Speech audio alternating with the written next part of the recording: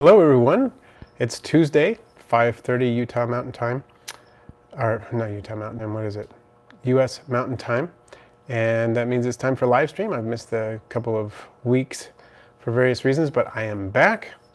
And just to let you know, if you often find that you miss the live streams, but it's a time that you are available in general, then I would suggest you can check out my Twitter or the Facebook page for Aquarimax, or you can also check out Gordius. Hello, welcome.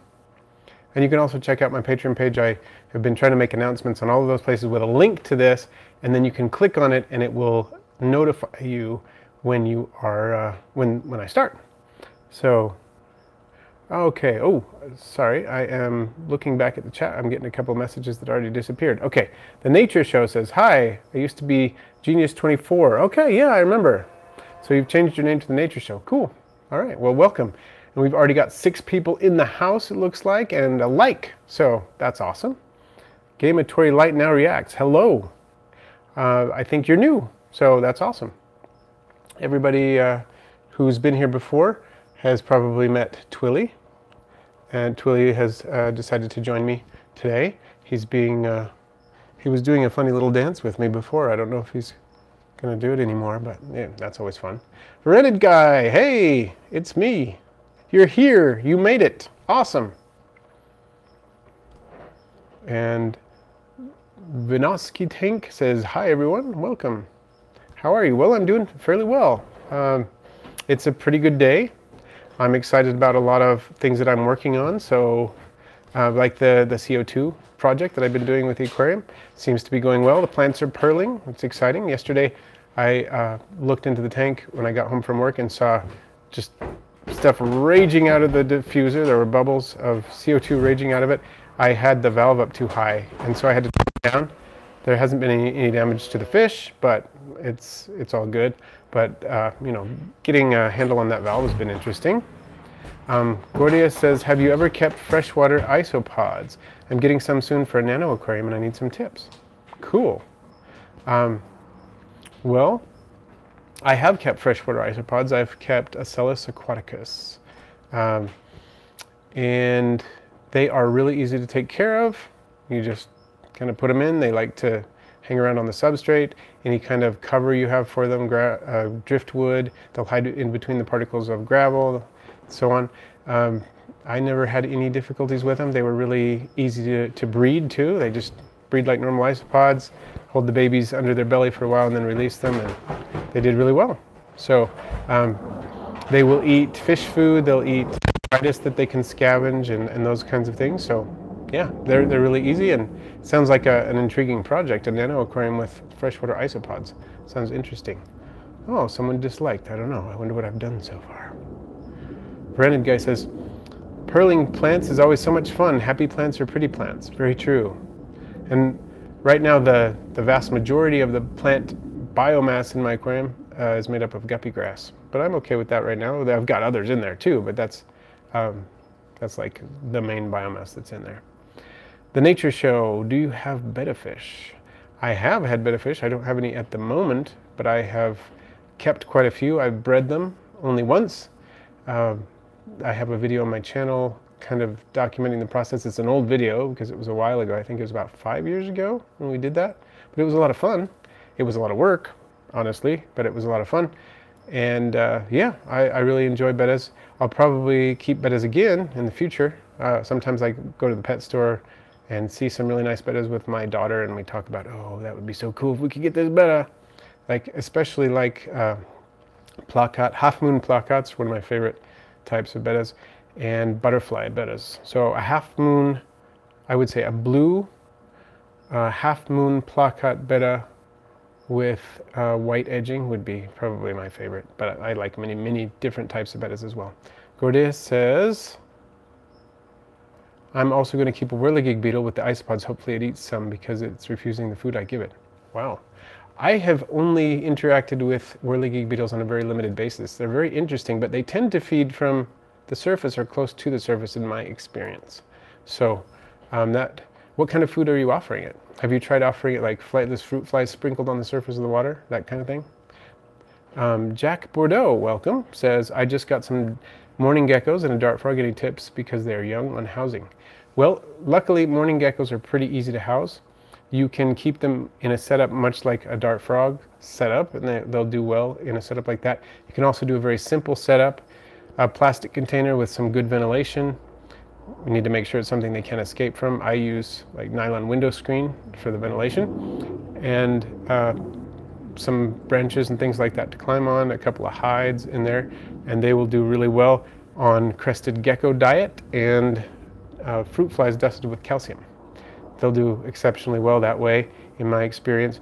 Are you interested in keeping them with dart frogs, or are you interested in keeping them in kind of a basic setup, or are you open-minded about both of those? Let me know what you think. Tortoise fan, hello and welcome. Branded guy said the plants are going to be delayed today because USPS won't print the shipping label despite having already paid for it, all info. My printer. Oh no, your printer took a dump. It's not working. That's too bad. Well, I will look forward to them. I'm excited. Branded guy has generously offered to send me some of his plants, so some cuttings from his tank. He's got a cool tank. You should check it out.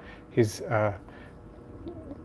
done some beautiful things with the CO2 injection in his planted tank, and he's got some nice fish in there. It's a cool thing to check out. Nature Show says I got a fighter betta. It's a male, and I'm hoping to get a female. So like the wild type, or not the wild type, but the type that's bred in Thailand for fighting, that type. Gordea says I've tried giving it live flies and it just ignored them. Once I got the isopods, I'm going to get some fish flakes. From what I heard, they will eat it. Okay, the isopods definitely will. And that will be interesting to see if the whirligig beetle will. Okay, Jack Bordeaux says, yeah, I was thinking about the different options. Okay, you can also do a middle option where you just put like cocoa fiber or something like that as the substrate, and do basically a semi-bioactive. It is a bioactive, but it doesn't have an aerobic multilayer substrate. You can do that too. I've done all three for geckos. Now I can't remember if I've done that middle level with morning geckos specifically, but they all work. Vexing Cat, welcome. I have a weakness for any cellophane betta. I don't allow myself to go down that road. One of the bettas that we produced when we bred bettas back, 5 years or so ago, looked like a cellophane, and I guess, it had the characteristics of a cellophane betta, and it was pretty amazing. I haven't had a lot of experience with cellophane bettas, but one of them looked like that. It was a very variable spawn. The father was a delta tail, almost a butterfly. He had basically white and red coloring. It wasn't quite exactly butterfly, but it was kind of close to that. And I think it was a delta or super delta. And then the female was crown tail Cambodia. And we got all kinds of babies. We got some that were really, really nice red and white butterfly. They were all comb tails, so not crown tails, and not, just the normal tails that you see on other bettas that are not crown tails, but somewhere in the middle. And they were really cool. And one of them was a cellophane, maybe two. Tortoise Fan says, this Saturday I'll go to the local fish store and they have in stock green Moscow guppies and white platinum. Which should I get? Cool. Well, what I would say, think about the tank mates you have and maybe the other decor in the tank and which one's going to offset most. I think white platinum sounds really interesting to me. I mean, all guppies are fun. I've kept lots of guppies, but I've never kept white platinum guppies. Sounds cool.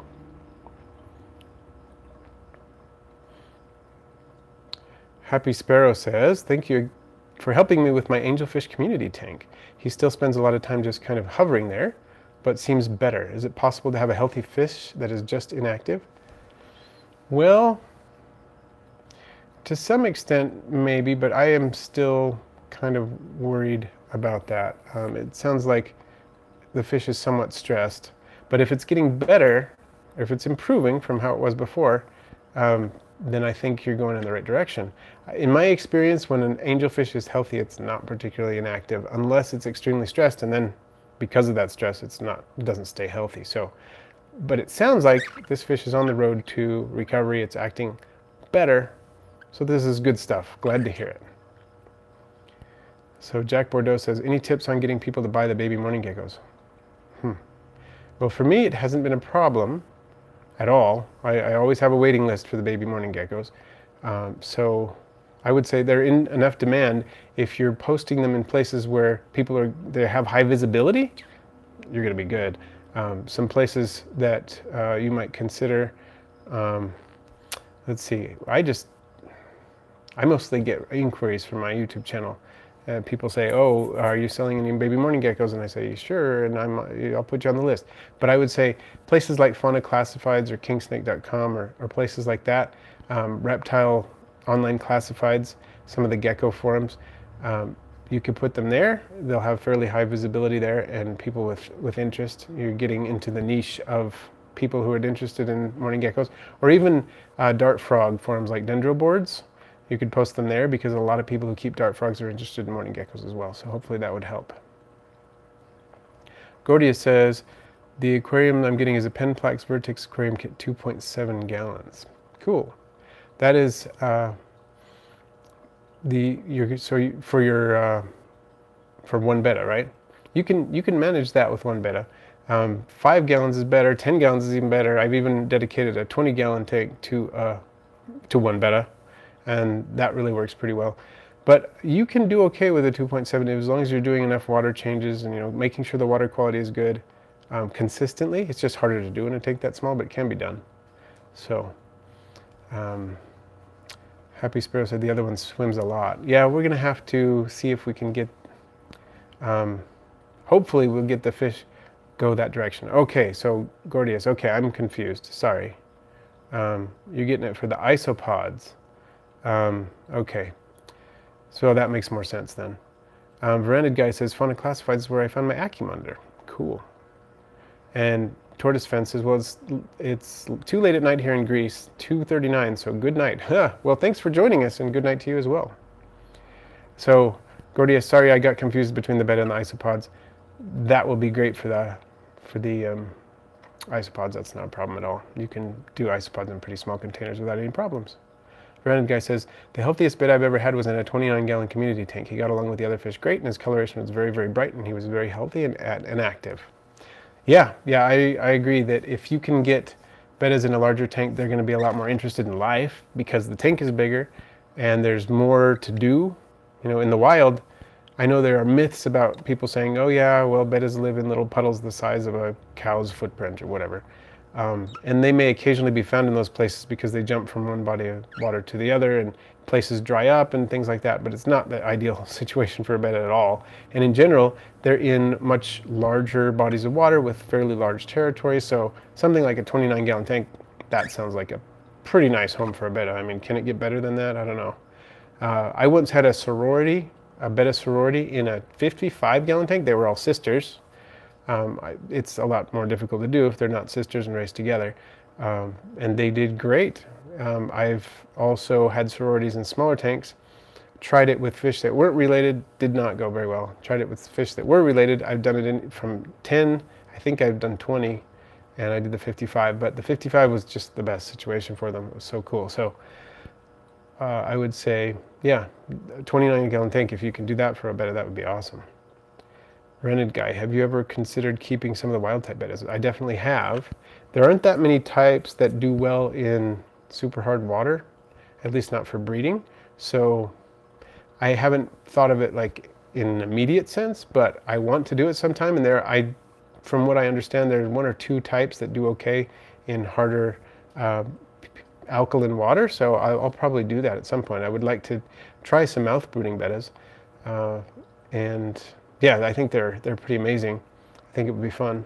So I probably will eventually.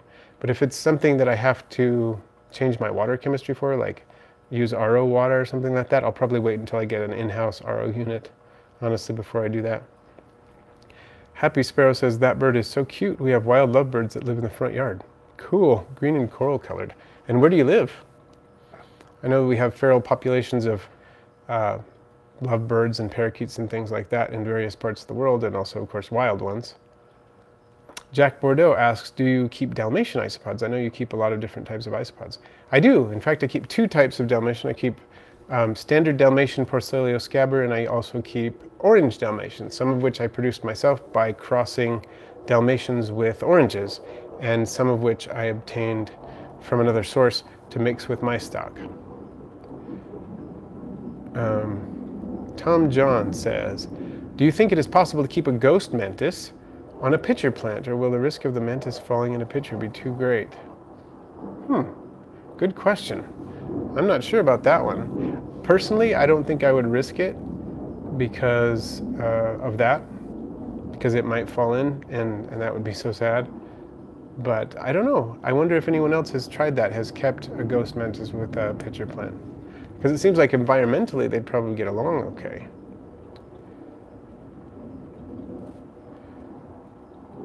So, oh, okay. So you're from Phoenix, and that's why they adapt there. That's why you have the feral lovebird population. That's cool.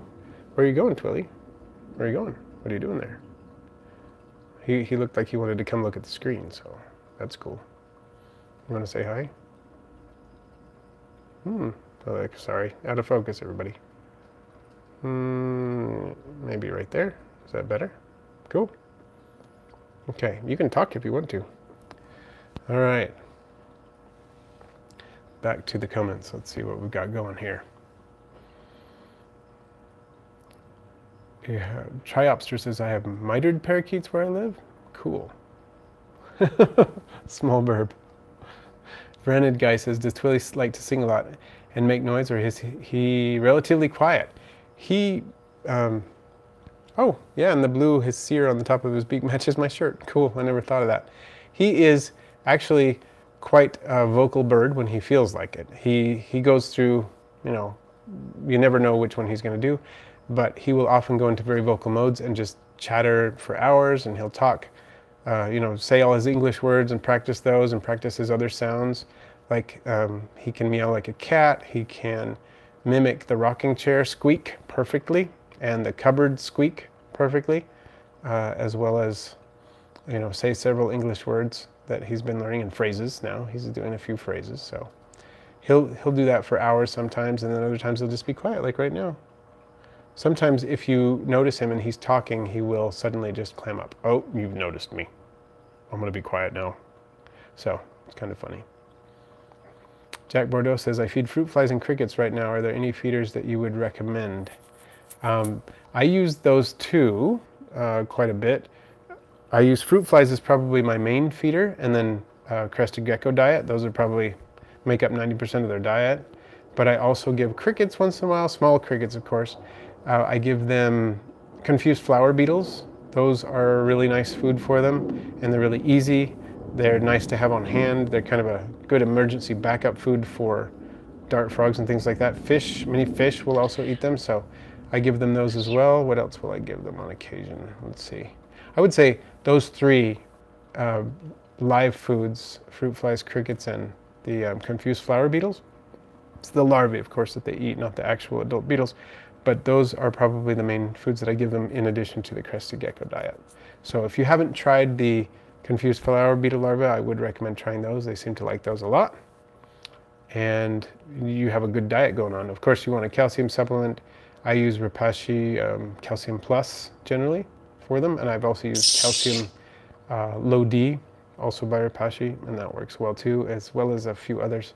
I think I've used Reptical and things like that. So. Vexing Cat says, we had a small feral population of Quaker parakeet for a while in Portland, Oregon. I don't think the colony is still there anymore. Yeah, that's one that has shown up in a lot of interesting places in the US, in places where it actually gets fairly cool in the winter. So there are a lot of colonies where they're trying to get rid of them because they're actively, they're actively increasing. So it's interesting that the one that you had in Oregon is doesn't seem to be there anymore. Rented guy says, my wife was gracious enough to allow me to order a starter colony of dubia roaches. It's going to be interesting to see her reaction when they arrive. Yeah, that's cool. Gordia says, well, I got all my questions answered. Goodbye. Well, thank you for joining us. I really appreciate it. Hopefully you'll be able to join us again in the near future. And yeah, I really wish my wife would let me keep roaches, but she did say if I ever get a separate warehouse or something like that, a separate building away from the house, that I can do that, which makes sense. So we'll see. Someday maybe I'll be able to do that. Triopster says, do you know where to find saltwater type Daphnia or Moena? You know, I have not really looked into that very extensively, so I don't. I would imagine something like a reef forum, something like that. They may be able to help you find something of that nature. Because that would be cool if you're doing salt water to be able to raise some of those.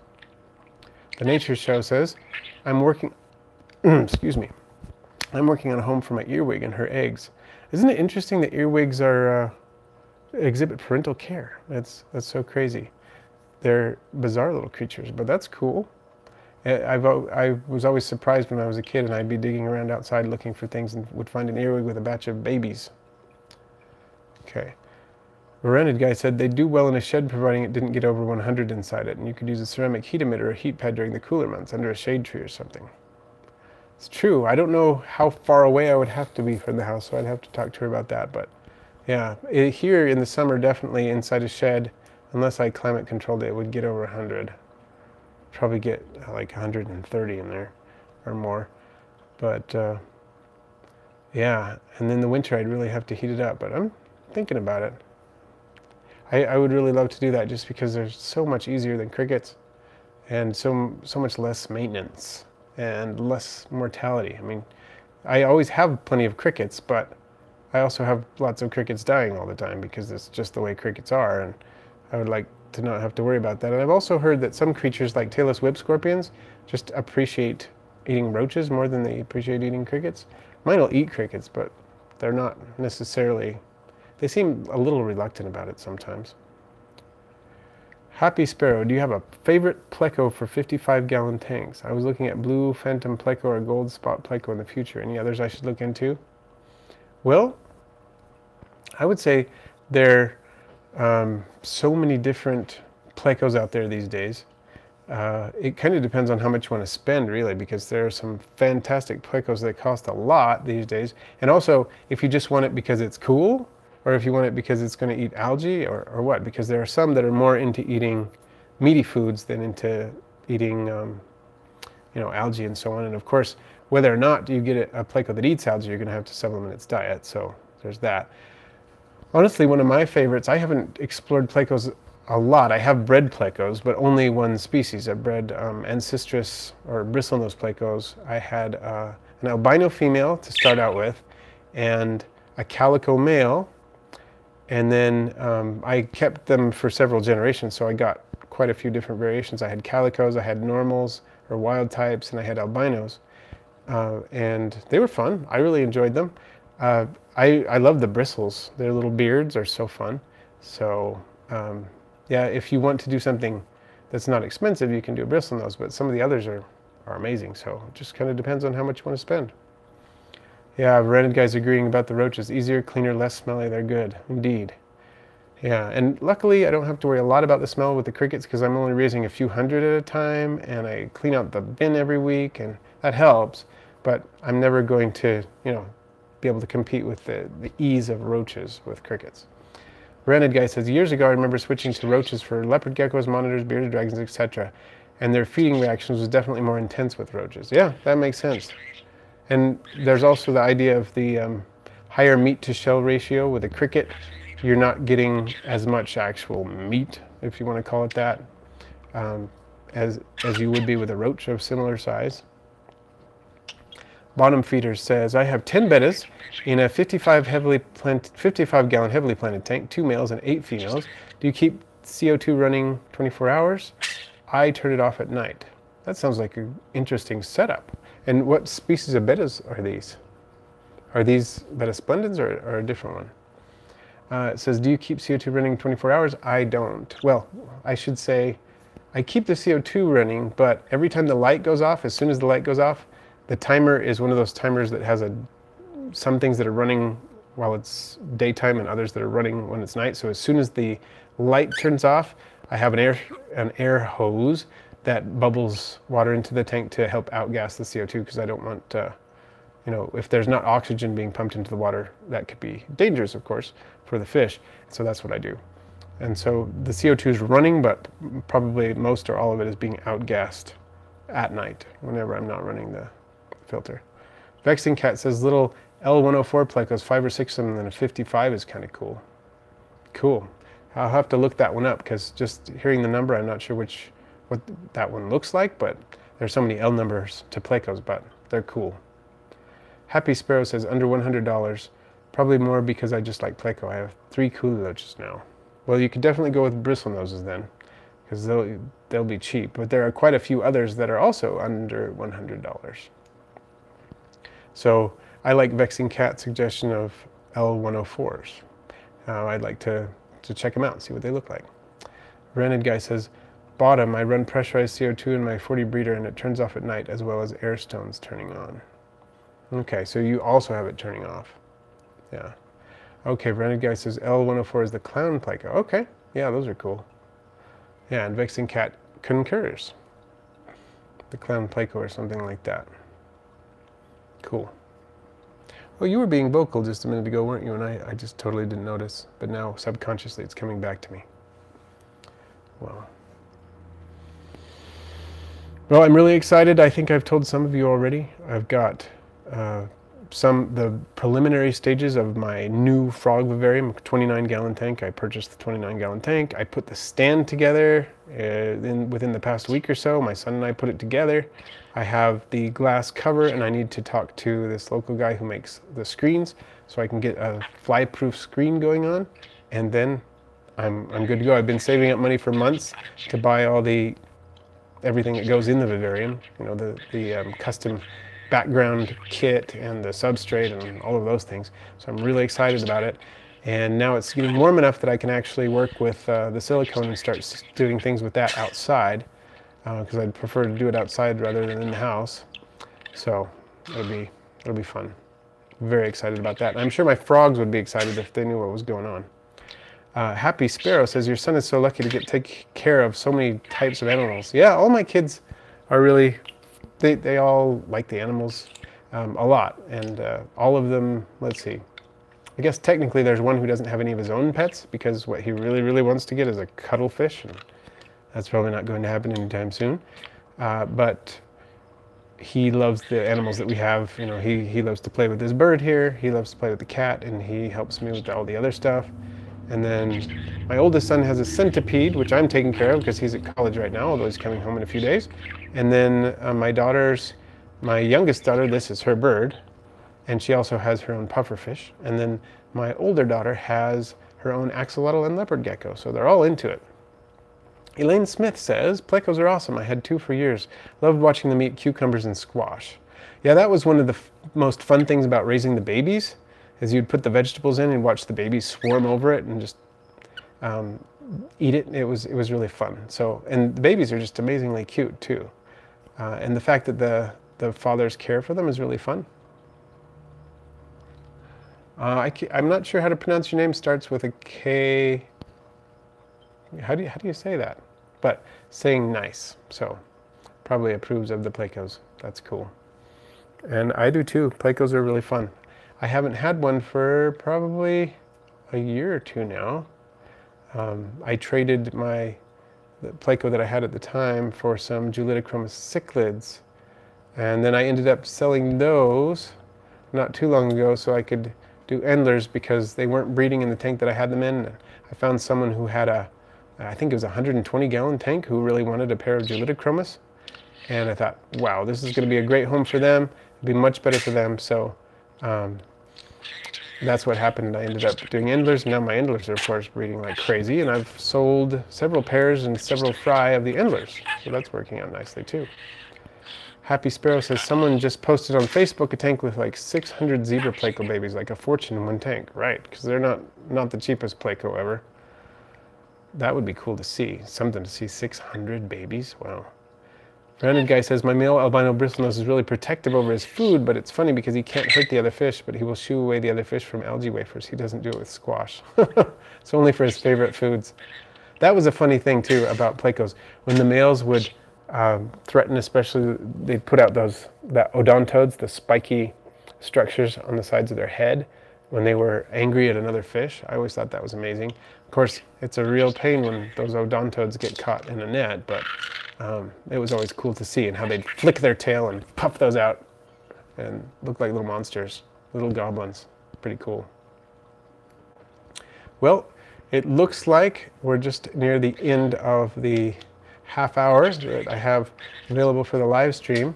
So I'm going to wrap it up in a minute, but if you have any other questions, I'll try to cover those soon in the next couple of minutes here.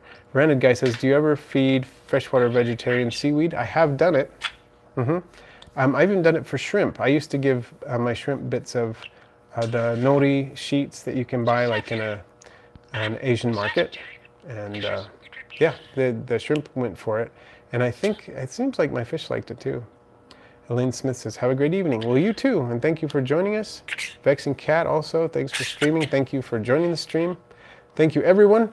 And I'm going to go work on some videos soon. Thank you. It was nice to see you live. Off to walk my dogs. Well, thank you, Happy Sparrow. Thank you to everyone for joining us. And stay tuned. Friday's my next video.